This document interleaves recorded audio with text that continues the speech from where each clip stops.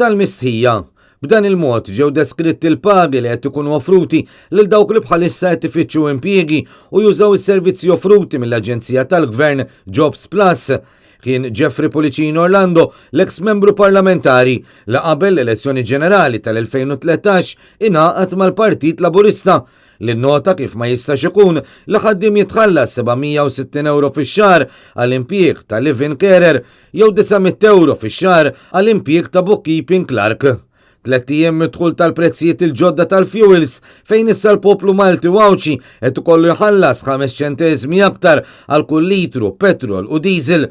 Policino Orlando qal li meta jara dawn il-pagi iġġib għajnejk wara widnejk. Dikjarazzjoni bħal din tħasseb lil ħafna dwar jekk il-wedijiet ewlenin li Joseph Muscat kien għamel qabel ma nħatar Prim Ministru verament wettqux. Per eżempju, qabel l-2013 u akkumpanjat mill-qrib mill-General Workers Union, Muscat fit-tmexxija tal-Partit Laburista kien jikkritika l-politika ekonomika tal-Gvern Nazzjonalista u jgħid li jekk jingħata l-fiduċja lest jeqret għal kollox il-prekarjat. U 4 xhur biss wara l-elezzjoni, fit-28 ta' Lulju tal-2013, fuq l-istazzjon tal-Partit Laburista kien qal li l-gvern tiegħu li dak iż-żmien kien għadu ġdid kien se jeqret il-prekarjat.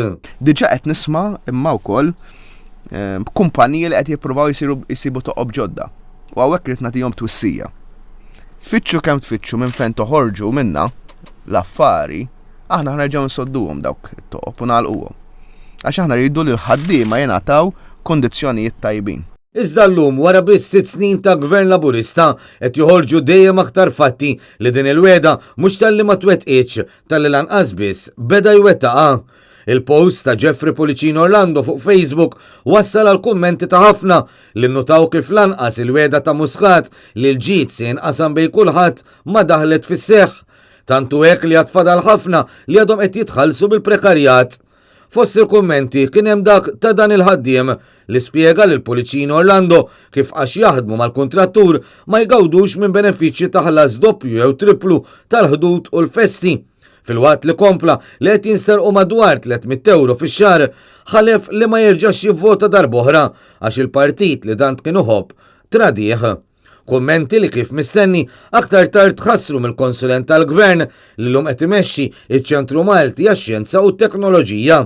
Meta kien għadu kap tal-Oppożizzjoni, Muscat kien qal li l-partit tiegħu ma jridx li ż-żgħażagħ ikollhom jinżlu għarkub tiegħhom biex jimxu l-qudiem. Qal li l-għażla l-poplu hija bejn jekk jibqa' xi kakmat f'sitwazzjoni fejn irid jinżel għarkub teħ quddiem il-politiku biex jiċċaqlaq ftit jew għażla ta' Partit Ewropew. Iżda fil-verità kemm ilu Prim Ministru Muscat qisu nesa liż-żgħażagħ tant li ma jidhirx li għadu jemmen li dawn huma l-qalb u l-enerġija tal-Partit Laburista. Ngħid iż-żgħażagħ huma l-qalb ta' dan il-moviment, huma l-enerġija ta' dan il-moviment. Għax is-seta ħallihom jiġġieldu l-prekarjat waħedhom.